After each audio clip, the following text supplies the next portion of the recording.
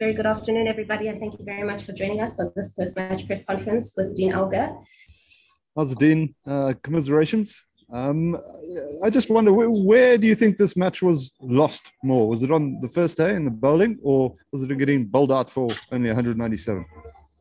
Yeah, I think, you need runs to obviously compete, Telford. Safe to say that we didn't execute that in our first innings, which I thought was still relatively doable for us. They bowled well with the new ball, and the nature of Test cricket is that you got to compete against that new ball. And I think the way they started with their bowling in their first innings was something that, we obviously struggled a little bit against. But in saying that, we know what it's like scoring 250 plus runs. Yeah, they scored over 300, which is always going to be a massive plus point for them, winning the toss and batting first. But yeah, I do think it lies in the runs scored, obviously throughout the 4 days of play that we had. Stuart. Thanks, Supakazi. Dean, given the fact that it's been 6 months since you guys played a Test match, just what are the lessons that your players can take out of this going into the next one? I would say playing 4-day or 5-day cricket is something that you can't replace. Be as it may, the schedule didn't allow us for our players to play a lot of first-class cricket, and obviously maybe a little bit of match awareness and match fitness point of view was a little bit evident. By no means is that an excuse. We knew that coming into the series. But saying that, I think there's a lot of learning pointers for us that the basics of the game still applies. I don't think we had that with regards to the batting point of view. Obviously, day one, we started reasonably okay, and then we brought it back after lunch, which was a massive plus point for us.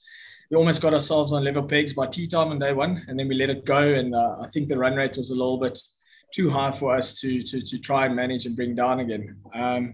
Saying that, opposition being three wickets down on day one is something that is always going to almost hurt you as an opponent. Oh, okay. I just want to, a guy like Keegan Peterson, he looks very good when he gets in, when he drives the ball, but he's been going in very early in all his tests so far. Is it maybe an option to shift him down the order a bit, protect him a bit more in?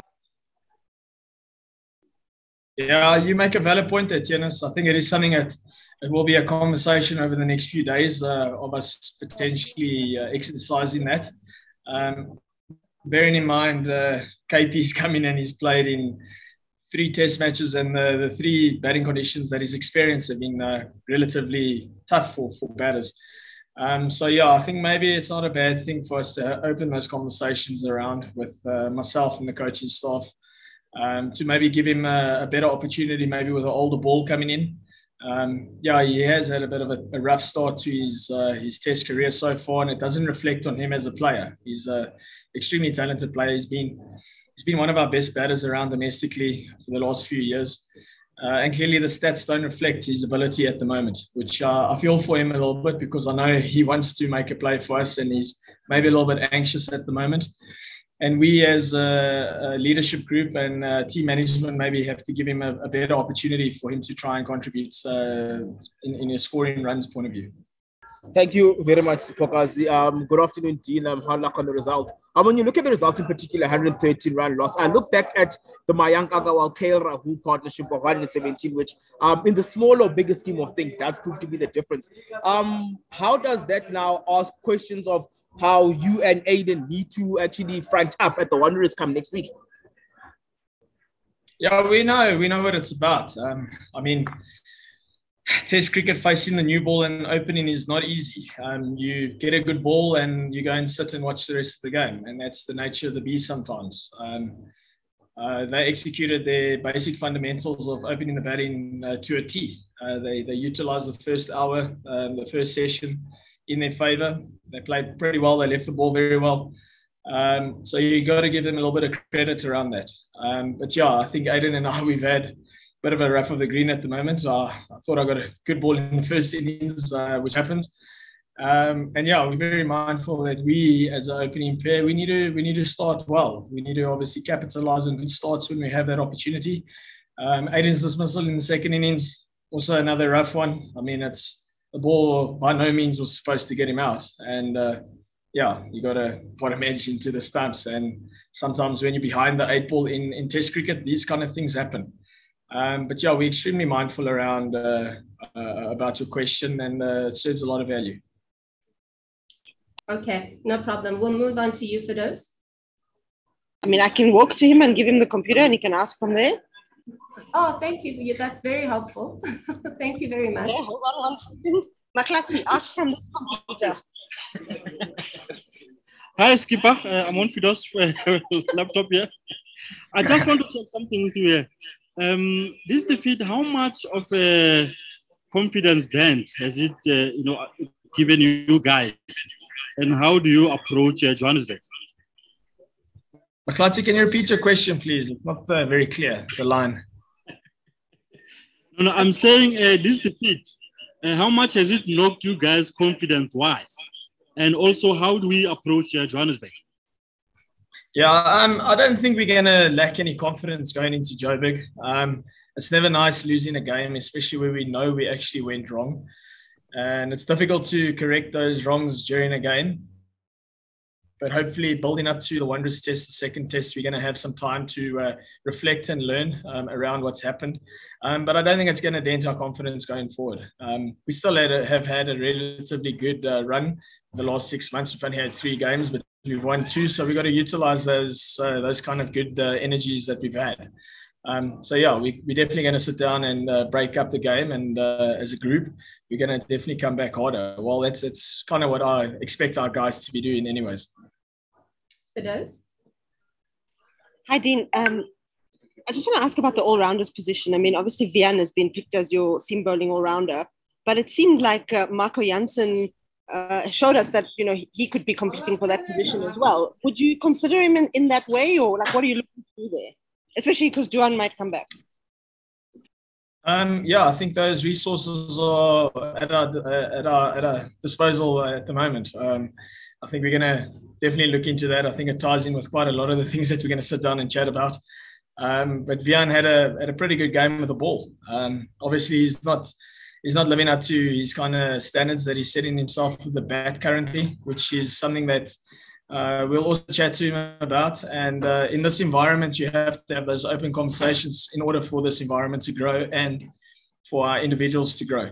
But yeah, Marco came in and I thought he had a brilliant debut. I think he was our player of the game in saying that he's come into a really, really tough situation. And he definitely didn't shy away from his responsibilities within the side. But yeah, I think it is an area of us to have a chat. I know carrying 2 all-rounders is maybe never ideal, but in saying that, that was the options that we were dealt with, especially with Duan not being able to play because of his COVID setback that he had.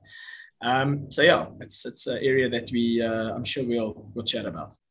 Guys, we're going to reach our last few questions. We'll start with Leeton, Anuj, Razim, and then we'll finish with Subayan. Thank you, Sips. Dean, hi there. Just on that, talking about changes, people coming in, people sitting out, you're going to have to, there's some places where you're going to have to make changes. First of all, are the guys 100% fit to take their spots if they are called in the camp? We know what happened ahead of the first day and on the first day. And then also, likely, where do you see the changes happening?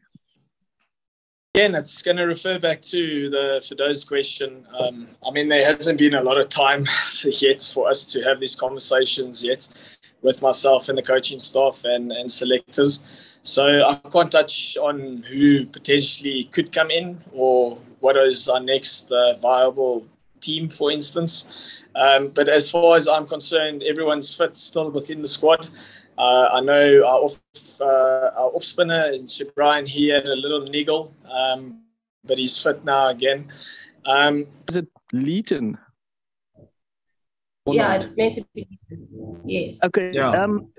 Dean's answered the better part of my question, so you can go ahead to save time. Okay. Okay, awesome. Thank you so much. we'll do the last. I think we're just gonna have to cut it a little bit short, guys.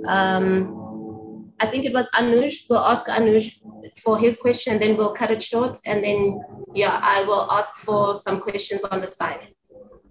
Hi, Dean. Dean, having faced the Indian attack in the first test, which Indian bowler would pose threat to South Africa in the coming 2 games, according to you? Yeah, I think Shami obviously posed a bit of an issue for our right-hand batters. Obviously, his wickets in the first innings reflects on that. And I would say Bumrah, Jasper is someone that's always running with energy, high energy, irrespective of if he's going for runs or not. So he's always going to challenge you as a batter. And you've got to be very mindful of facing both of them. But saying that, I think they're quite a well-balanced attack at the moment now. Siraj can also come in and when his tail's up, he can also be a bit of a handful as he was a little bit last night. But yeah, I'd say maybe the senior guys in Shami and Bumrah would be the 2 guys that I would reflect onto your question. All right. Thanks very much, everyone, for your patience, and thank you. Thanks. Happy New Year. Happy New Year, everyone. Happy. Thank you. Happy New Year.